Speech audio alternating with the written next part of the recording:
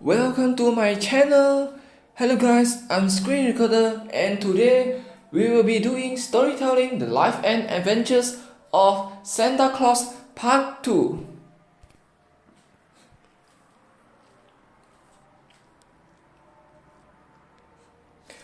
Another day found the sealess bower the most popular place in the forest.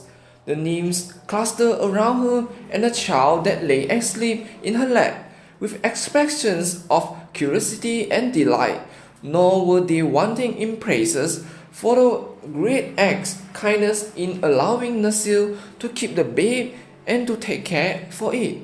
Even the queen came to peer into the innocent childish face and to hold a helpless chubby face in her own fair hand. "What shall we call him, Nasir?" she asked, smiling. "He must have a name, you know." "Let's call him Claus," answered Nasir, "for that means a little one. Rather let him be called Necklaus. Rather let him be called Necklaus," returned the queen, "for that will mean the sealess little one." The nymphs clapped their hands in delight, and Necklaus became the infant's name, although Nasir loved best to call him Claus, and in after days many of her sisters followed her example. The seal gathered the softest moss in all the forest for Claus to lay upon, and she made his bed in her own bower. Of food the infants had no lack. The nymphs searched the forest for bell alders, which grow upon the gourd tree, and when open are found to be filled with sweet milk. And the soft-eyed ducks willingly give a share of their meal to support the little stranger, while Shigra, the lioness, often crept stealthily into Nasir's bower and purred softly as she lay beside the babe and fed it. So the little one flourished and grew big and sturdy day by day, while Nasir taught him to speak and to walk and to play. His thoughts and words were sweet and gentle, for the nymphs knew no evil and their hearts were pure and loving. He became the pet of the forest, for X's decree had forbidden beast or reptile to molest him, and he walked fearlessly wherever his will guided him. Presently the news reached the other immortals that the nymphs of Bazi had adopted a human infant, and that the act had been sanctioned by the great act. Therefore, many of them came to visit the little stranger, looking upon him with much interest. First the Dryas, who are first cousin to a wood nymphs, although so differently formed, for the Dryas are required to watch over the flowers and plants, as the nymphs watch over the forest trees. They search the wide world for the food required by the roots of the flowering plants, while the brilliant colors possessed by the full-blown flowers are due to the dyes placed in the soil by the Dryas, which are drawn through the little veins in the roots and the body of the plants as they reach maturity. The Dryas are a busy people, for their flowers bloom and fade continually, but they are merry and light-hearted and are very popular with the other immortals. Next came the Nooks, whose duty it is to watch over the beasts of the world, both gentle and wild. The Nooks have a hard time of it, since many of the beasts are ungovernable and rebel against restraint, but they know how to manage them. After all, you will find that certain laws of the Nooks are obeyed by even the most ferocious animals. Their anxieties make the Nooks look old and worn and cruel, and their natures are a bit rough from associating with wild creatures continually. Yet they are most useful to humanity and to the world in general, as their laws are the only laws the forest beasts recognize except those of the master woodsman. Then there were the fairies, the guardians of mankind, who were much interested in the adoption of Claus because their own laws forbade them to become familiar with their human charges. There are instances on record that the fairies have shown themselves to human beings and have even conversed with them, but they are supposed to guard the lives of mankind unseen and unknown, and if they favor some people more than others, it is because these have won such distinction fairly, as the fairies are very just and impartial. But the idea of adopting a child of man had never occurred to them because it was in every way opposed to their laws, so their curiosity was intense to behold the little stranger adopted by the seal and their sister nymphs. Claus looked upon the immortals who thronged around him with fearless eyes and smiling lips. He rode laughingly upon the shoulders of the merry rioters. He mischievously pulled the grey beards of the low brown nooks. He rested his curly head confidently upon the dainty bosom of the fairy queen herself, and the rioters loved the sound of his laughter, and the nooks loved his courage, and the fairies loved his innocence. The boy made friends of them all, and learned to know their laws intimately. No forest flower was trampled beneath his feet, lest a friendly riot should be grieved. He never interfered with the beasts of the forest, lest his friend the lynx should become angry. The fairies he loved dearly, but knowing nothing of mankind, he could not understand that he was the only one of his race admitted to friendly intercourse with them. Indeed, Claus came to consider that he alone, of all the forest people, had no like nor fellow. To him the forest was the world. He had no idea that millions of toiling, striving human creatures existed, and he was happy and content. Remark: some people have spelled this name Claus and others Nicholas, which is the reason that Santa Claus is still known in some lands as Saint Nicholas. But of course, Claus is his right name, and Claus, the nickname given him by his adopted mother, the fair nymph Nacelle. Years pass swiftly in Brazil, for the nymphs have no need to regard time in any way. Even centuries make no change in the dainty creatures.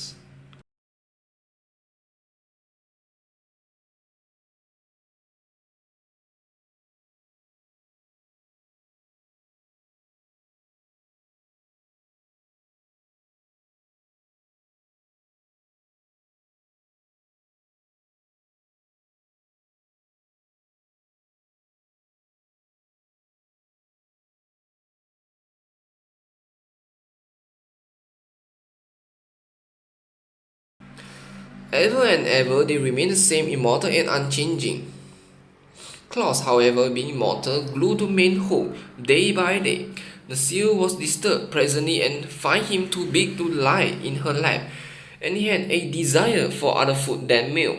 His stout legs carried him far into Brazil's heart, where he gathered supplies of nuts and berries, as well as several sweet and wholesome roots, which suited his stomach better than the bell others. He sought Nacelle's bower less frequently, till finally it became his custom to return thither only to sleep. The nymph, who had come to love him dearly, was puzzled to comprehend the changed nature of her charge, and unconsciously altered her own mode of life to conform to his whims. She followed him readily through the forest path, as did many of her sister nymphs, explaining as they walked all the mysteries of the gigantic wood and the habits and nature of the living things which drops beneath its shade.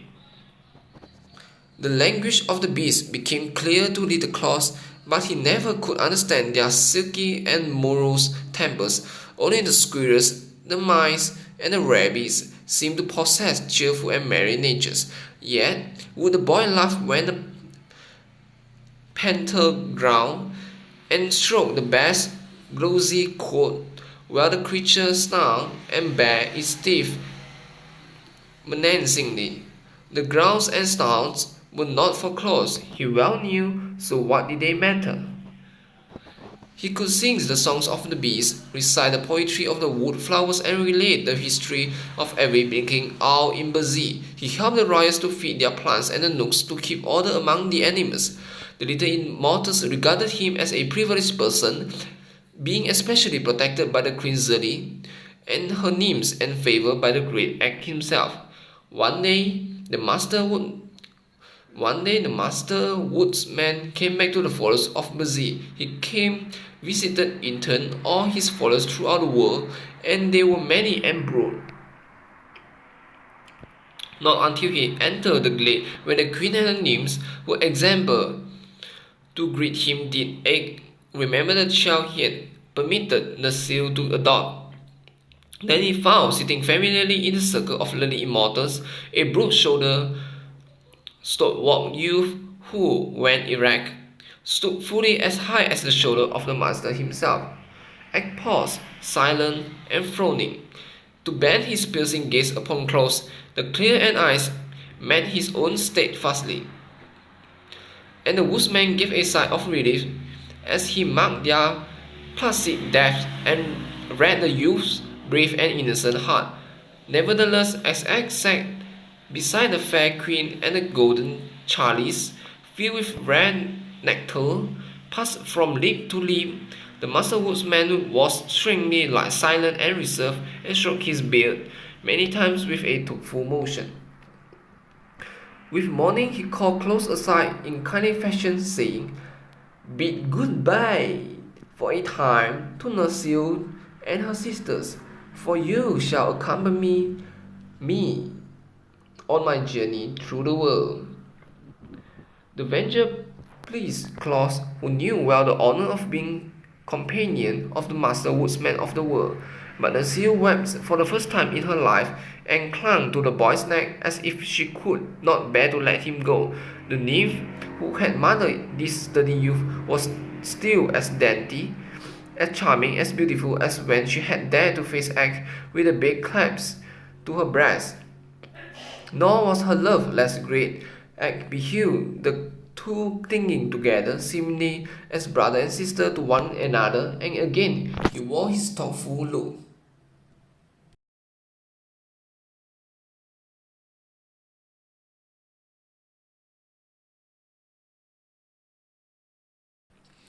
Taking Claus to a small clearing in the forest, the master said, "Place your hand upon my girdle and hold fast while we journey through the air. For now shall we encircle the world and look upon many of the haunts of those men from whom you are descended."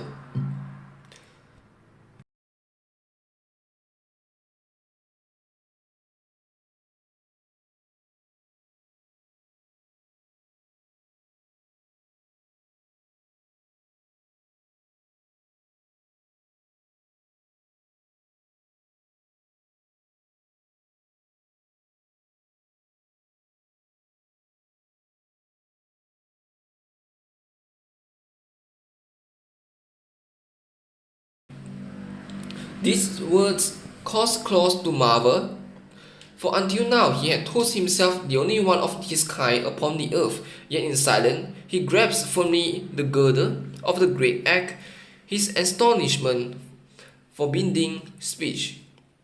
Then the vast forest of Brazil seemed to fall away from their feet, and the youth found himself passing swiftly through the air at a great height. Ere long there were spires beneath them, while buildings of many shapes and colors met their downward view. It was a city of men, and Ek, pausing to descend, led Claus to its enclosure. Said the master, "So long as you hold fast to my girdle, you will remain unseen by all mankind. Though, seeing clearly yourself, to release your grasp will be to separate yourself forever from me and your home in Brazil." One of the first laws of the forest is obedience, and Claus had no thoughts of disobeying the master's wish. He clung fast to the girdle and remained invincible. Thereafter, with each moment passing the city, the youth's wonder grew. He who had supposed himself created differently from all others now found the earth swarming with creatures of his own kind. "Indeed," said Ek, The immortals are few, but the mortals are many. Claus looked earnestly upon his fellow.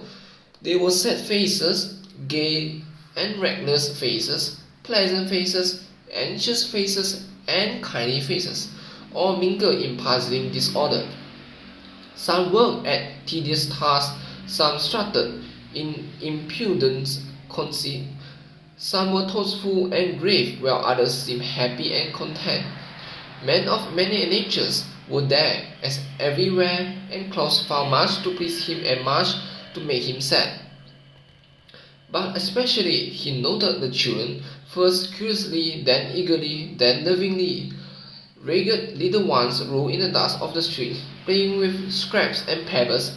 Other children, gaily dressed, were propped upon cushions and fed with sugar plums. Yet the children of the rich were not happier than those playing with dust and pebbles, it seemed to Claus. Childhood is the time of man's greatest content, said Egg, following the use of thoughts. 'Tis during these years of innocent pleasure that the little ones are most free from care. Tell me, said Claus, why do not all these babies fare alike? Because they are born in both cottage and palace, returned the master. The difference in the wealth of parents determines the lot of the child. Some are carefully tended and clothed in silk and tender linen, others are neglected and covered with rags. Yet all seem equally fair and sweet, said Claus thoughtfully.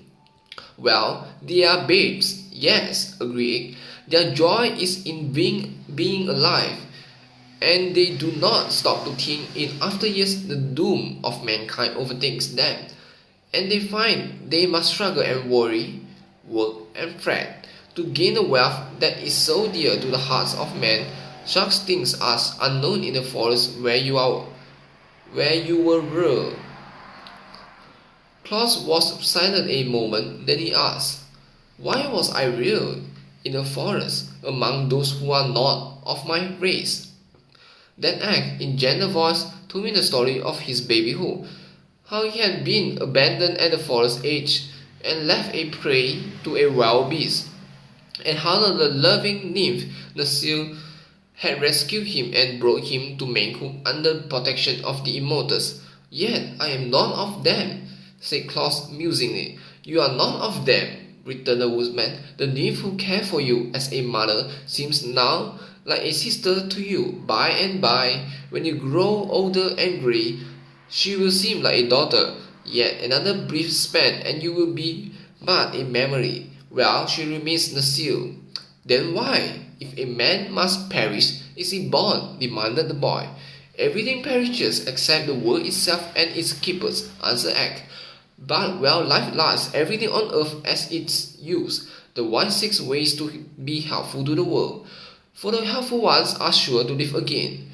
Much of this Claus failed to understand fully, but a longing seized him to become helpful to his fellows, and he remained grave and thoughtful while they resumed their journey. They visited many dwellings of men in many parts of the world, watching farmers toil in the fields, warriors dash into cruel fray, and merchants exchange their goods for bits of white and yellow metal. And everywhere the eyes of Claus sought out the children in love and pity, for the thoughts of his own helpless babyhood was strong within him, and he yearned to give help to the innocent little ones of his race, even as he had been succored by the kindly nymph.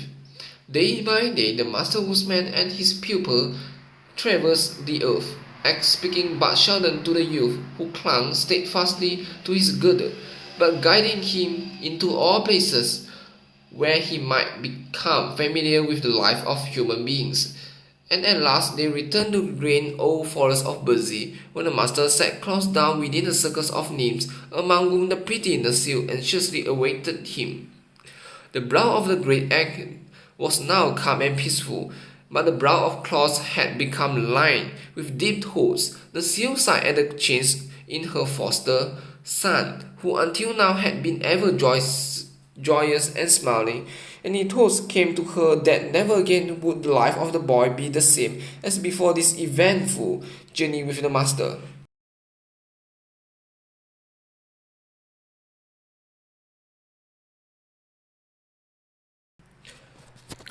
When good Gwynzerine had touched the golden chalice with her fair lips and it had passed around the circle in honor of the traveller's return, the master woodsman of the world, who had not yet spoken, turned his gaze frankly upon Claus and said, "Well?" The boy understood and rose slowly to his feet beside the sill. Once only his eyes passed around the familiar circle of nymphs, every one of whom he remembered as a loving comrade. But tears came unbidden to dim his sight. So he gazed thereafter steadfastly at the master. "I have been in ignorance," said he, simply, "until the great act in his kindness towards me who and what I am, you who live so sweetly in your forest bowers, ever fair and youthful and innocent, are no fit comrades for a son of humanity.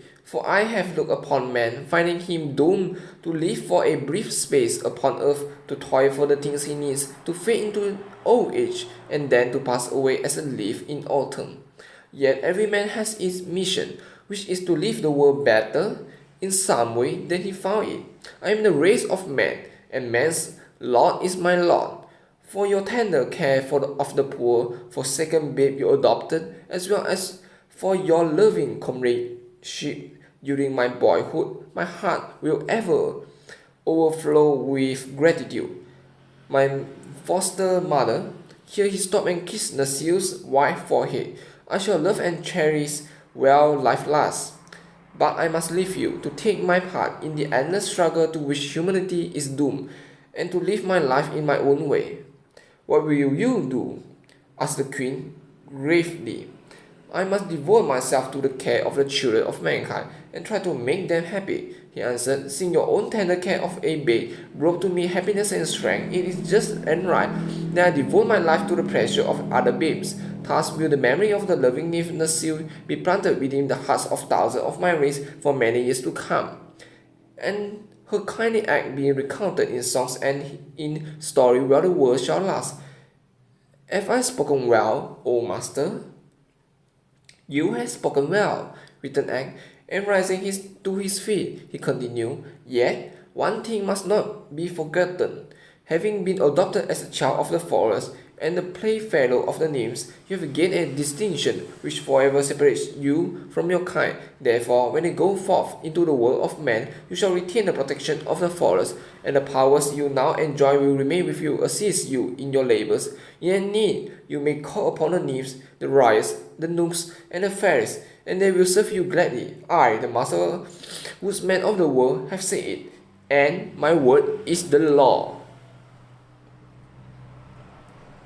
Claus looked upon Egg with grateful eyes. This will make me mighty among men," he replied. "Protected by these kind friends, I may be able to make thousands of little children happy. I will try very hard to do my duty, and I know the forest people will give me their sympathy and help." "We will," said the fairy queen earnestly. "We will," cried the merry ryots, laughing. "We will," shouted the crooked nooks, scowling. "We will," exclaimed the sweet nymphs proudly. But Nasiel said nothing. She only folded Claus in her arms and kissed him tenderly.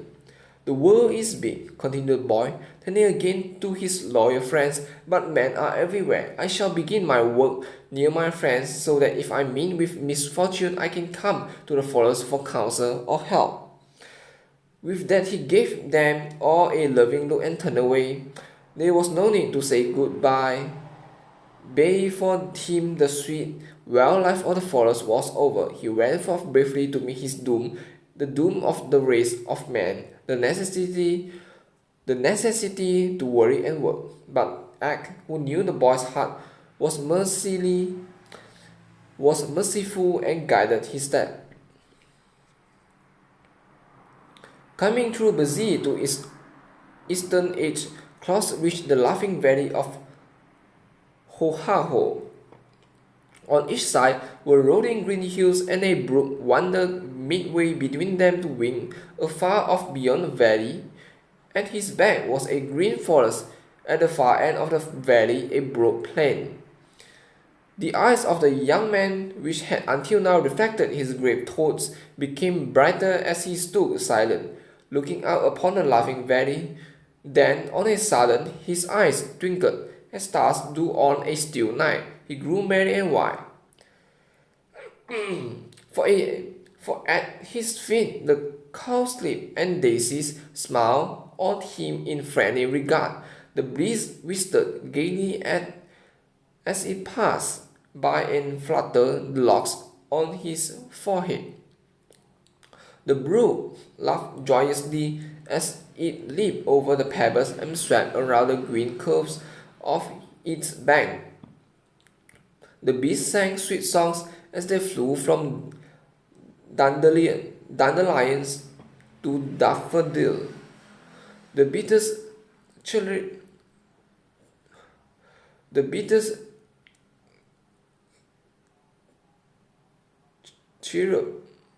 I think, happily in the long grass, and the sunbeams glinted pleasantly over all the scene. "Here," cried Claus, stretching out his arms as if to embrace the valley, "will make my home." That was many, many years ago. It has been his home ever since. It is his home now.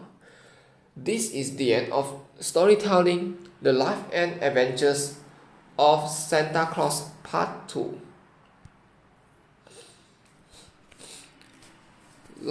Last but not least, remember to subscribe to my YouTube channel, like my video, share my video, and comment below for anything you would like to tell me or anything you would like to see on my next video. Just comment below, okay? Nos vemos en el próximo video. Adiós.